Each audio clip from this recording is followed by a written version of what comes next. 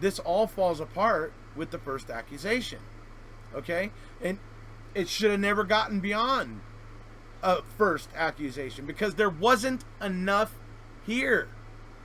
There certainly wasn't enough with Janie Liggins to warrant going to people that Daniel had contact with in the course of his job and start and with the brilliant, we've had a tip that you may have been, sexually assaulted by a law enforcement officer. Are you kidding me? You're gonna go to people that might have a grudge with him and write that blank check for him?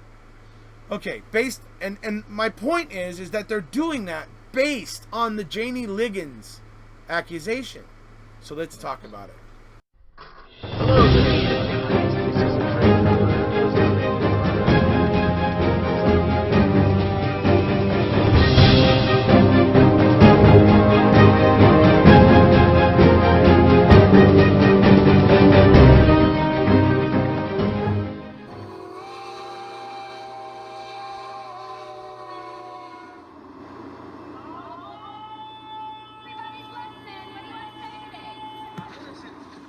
Get on the train before it leaves the station. The truth train is coming, gonna run them down, run them down. Let me ask you a question. Yeah, You go two ahead. know the facts much better. So I've only seen snippets of I believe it's the initial interview of Daniel. It sounds like it. There's a female detective and a Yep. male detective Mm-hmm. and a short-haired female detective. Yes, that's Kim And Davis. Yep. that interview, I've seen that type of interview with officers I've represented, and pretty standard. But at some point, Detective Davis starts saying at the end, okay, well, what am I going to see on this video? Am I going to see her breast exposed in the video? And Right. he says, I never saw her expose her breast. Right. Am I going to see your pants down in that video? He goes, I never took my pants down. Am I going to see your penis in that video? There, no, because I never pulled my penis out. But so is there at that time it was pretty common for squad cars, patrol cars, to have dash cam video that points out the front windshield. It's hung near the rear view mirror. And then it was very common to have passenger compartment video. So was there video? At the time, no. But from what I understand now, Oklahoma City has now put in dash cams. But so was she just bluffing him, saying, hey, No, they we have a video? Yeah, they have a video, and the video is from a nearby building where the stop took place. It's very late at night. It's not the best camera. You're basically seeing a lot of light and dark. You can see the strobe of Daniel's vehicle. You can kind of pick out where the strobe of Daniel's vehicle is, but very difficult to make anything out. I couldn't make out any person. I couldn't make out. Well, I could see a make out couple a person. what looked like maybe shadows or something moving over by the cars, but it was very difficult to make anything out. Okay, thanks for clarifying that. Now I understand. It was they were referring to, hey, we got video from a security camera next door. Yeah. And you probably weren't aware of that, but are we gonna see this or that or the other thing? Okay, that explains that.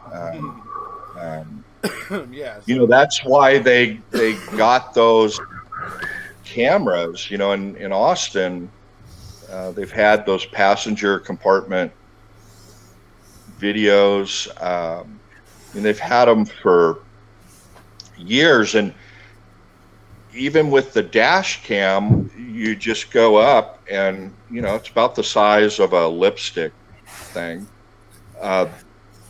Policy required, once you had a passenger, male or female, then you spin the camera. Part of it was to protect the officer, but even more, on DWI arrests, people say the craziest stupid things, and you're capturing that on video, and it helps their case, or any case. And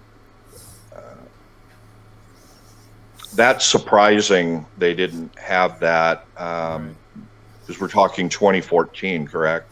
Yeah, it was, yes, Well, yeah. 2014.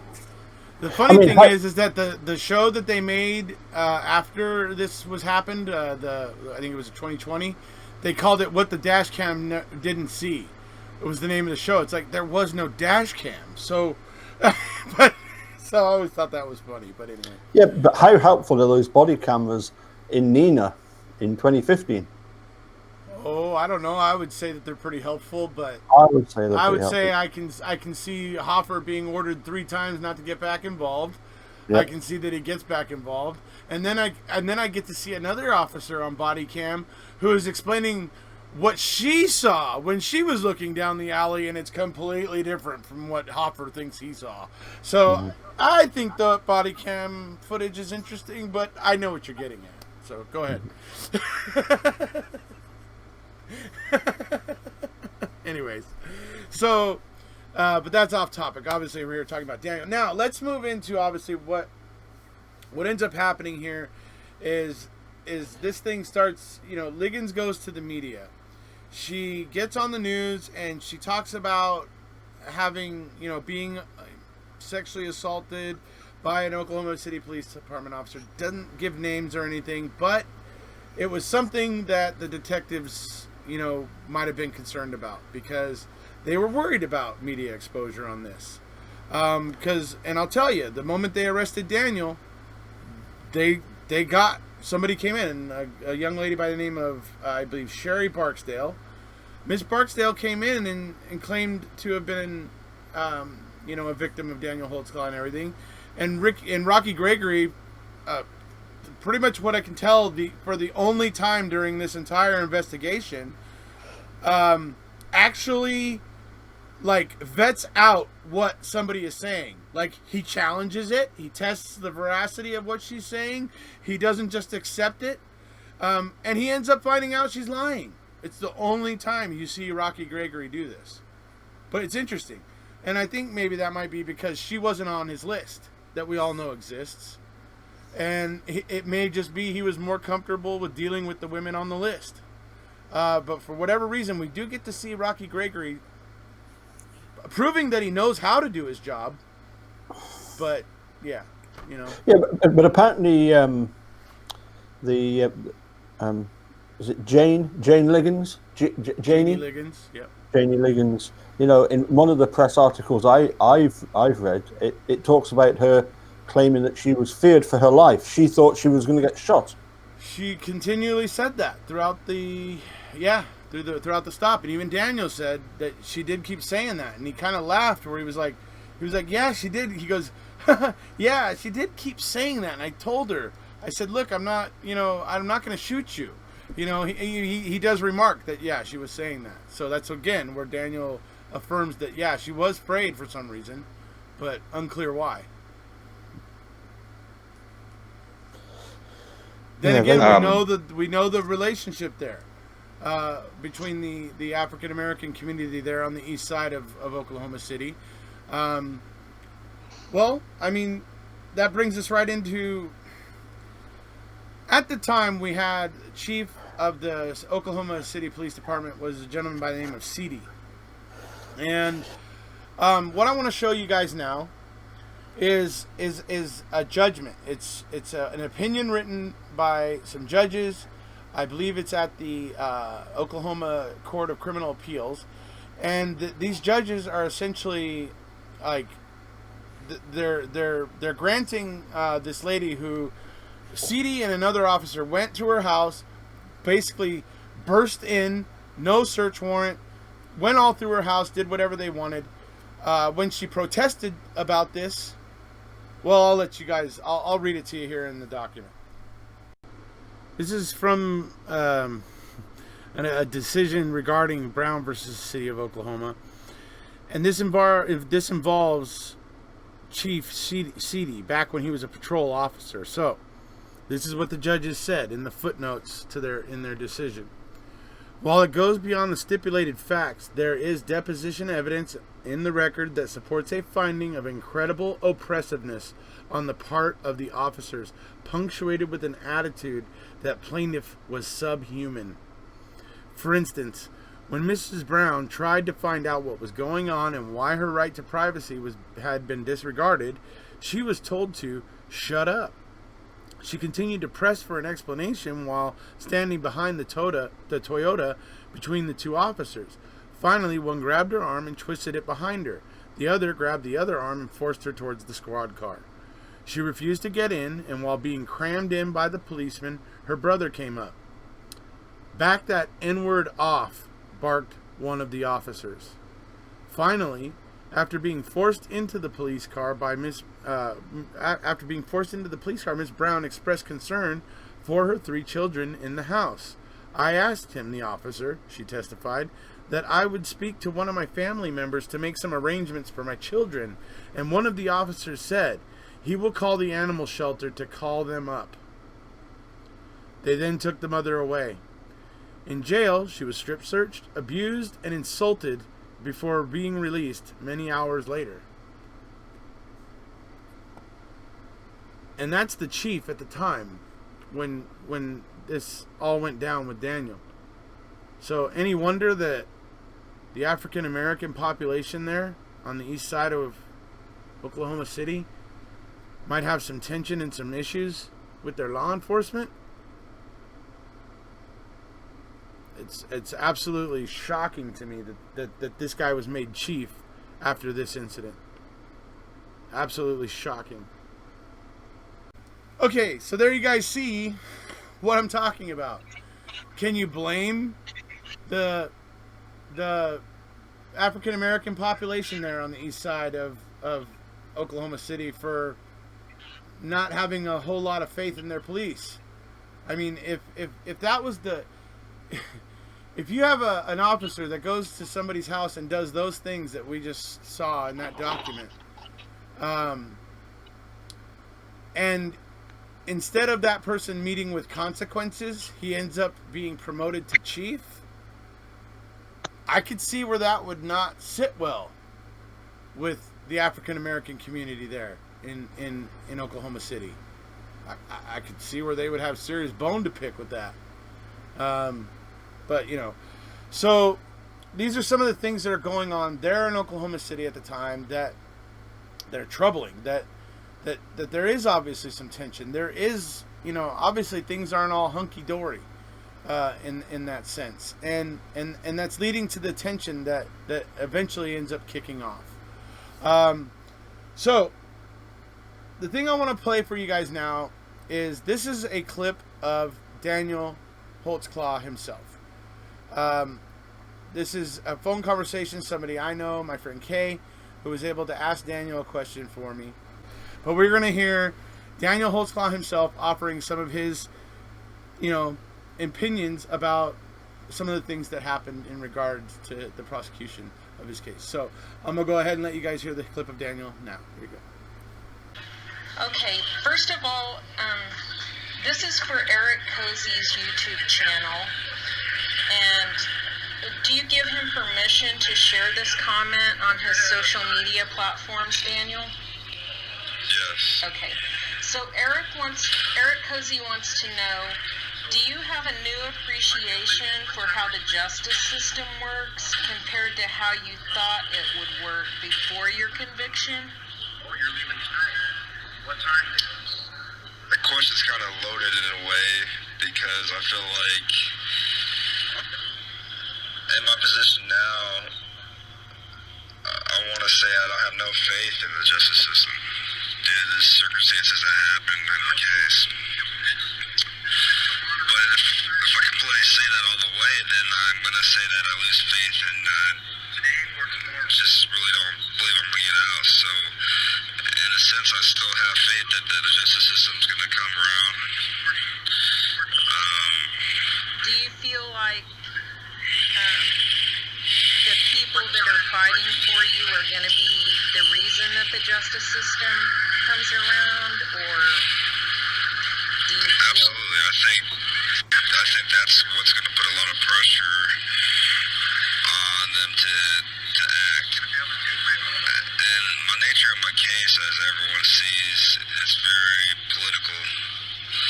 And unfortunately, with politics and with anything of political nature, you know, it's something that people come around to get the change. Okay, so obviously you guys heard Daniel, and you know, they're talking about how the media and everything else boiled up on this.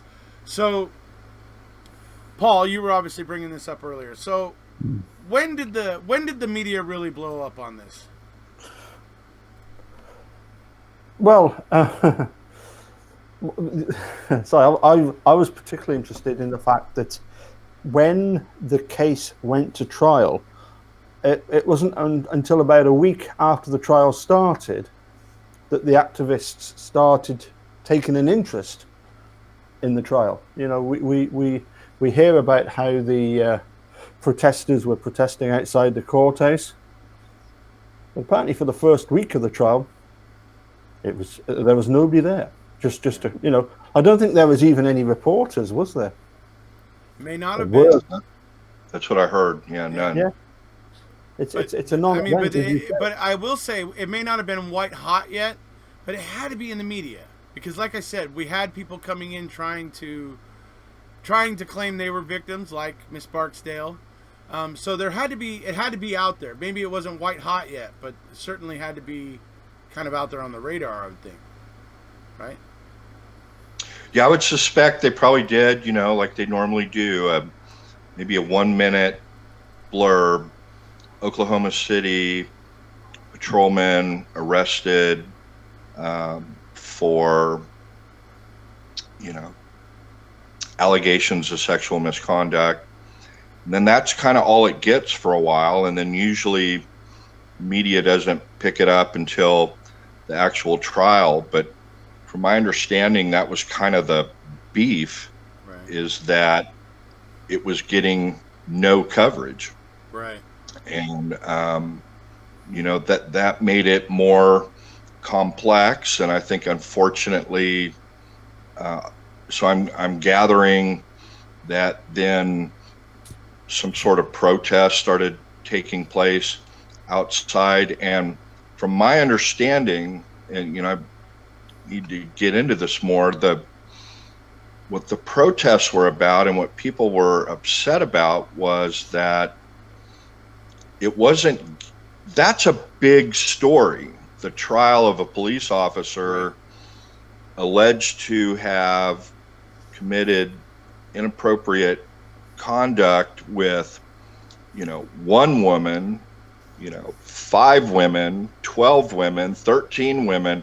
That's a big story. And from my understanding, what the beef was is that it was getting zero coverage, and the protesters and the people that started flocking around that, what they were upset about is their contention was because of who the alleged victims were, is why it was getting no coverage. Right. If it was 13 gymnasts, or if it was like Exhibit A, or sorry, Exhibit. What is? I'm sorry. What is that one? Athlete A. Is it? Athlete A. Right. Sorry. Yeah, or, you know, or 13 white females allegedly inappropriately touched by a teacher, or, you know, 13 white females allegedly inappropriately touched by a, you know, a PE teacher or a physician. You know, they felt that, you know, this was getting no local media attention because of the category or the type of women that were the typical alleged victim. Right. I don't even know, you I'm going to try and dig and go back, but that was my understanding. I don't even know if they were really that concerned or that knowledgeable about, the facts of the case or how the testimony was coming in. Like most people, I think 99% of America, they're thinking, well, if the person's been arrested and indicted or bound over for trial through a preliminary hearing, where there's smoke, there's fire. And so they really don't get to that. Which I think is what Daniel meant when he said that the media doesn't have all the facts. People are listening to the media, but the media doesn't have all the facts. I think that's an excellent point, right? So yeah. So they jump to the conclusion. So the fact is why aren't the local news stations willing to jump to the conclusion like they did with Stephen and Brendan? Jump to the conclusion like they do in so many other cases, but because these are low income African American women, gets no media coverage. They don't get the benefit of the doubt that a proper investigation was done. And I think if that's the case, I think they've got a legitimate complaint. We should be outraged of a public official, whether it's a police officer, dog catcher, mayor, a council member with their secretary. We should be equally outraged about sexual misconduct, sexual harassment, regardless of the public official and regardless of the victim. I mean, there's cases in Texas where there was a traffic court judge down in the Houston area, I believe, and he was trading sexual favors to work off tickets. Now, I don't know. I'll check into that case, Eric Jose, and get back with you a later segment. But you try and figure out how did they ultimately catch this judge. And I suspect the police, they got one person who came forward and complained. I suspect they may have, gone through records and tried to find similar people, similar age, whatever, and talk to other people. They may have come forward after it was in the news. I don't know. But the court filings with the United States Supreme Court indicate that they interviewed over 40 women. Over 40 they interviewed. And through badgering or, whatever, offering incentives or whatever, they ended up with, what was it, 13 at trial? In Holtzclaw, yeah, they had 13 accusers at trial. 8 got dropped right before trial because the claims were said to have happened after Daniel was put on administrative leave, which pretty much made them ridiculous. So, but I interrupted Paul to an extent. Paul, what was your take on how there was coverage and no coverage? Do you see it more that people didn't really care about this initially, and then once they did, that it became kind of a mob mentality, a lynch mob? Or, yeah, I see it as two problems. The one that you've mentioned is the fact that, as you were pointing out, depending on your background and where you're from, it's one rule for other people, and it's different rule for us. But also, obviously, that there must have been a fear with it being the prosecution, prosecuting a policeman, that if he is genuinely guilty, there's also the fear that if there's no publicity, then the chances are, and no protests, that he's going to get off, because we're I'm sure we're quite used to the idea that, you know, it's quite difficult to pin stuff on policemen, and the fact that, you know, they're prosecuting one of their own, you know, I see it as being, as you say, a case of, you know, do we do we have the same standards for some people as we do with others, and if Daniel is genuinely guilty and really did do what he's being accused of, Right. is there a risk that it's just going to be brushed under the carpet and forgotten about? That it was, you know, it was a bit of publicity when you know, when it first started out, you know, but we've whitewashed it, and you know, and we've come up with this illusion of justice, and look at this, you know, he's gone to court, you know, everything's been done correctly. Yeah, That's what I see it as. Speaking of illusion of justice, you know, what do we think of the secret hearings between the prosecution and the judge in this case recently? Like, I don't know. Well, let's hear from the attorney, Travis. How normal does that seem to you?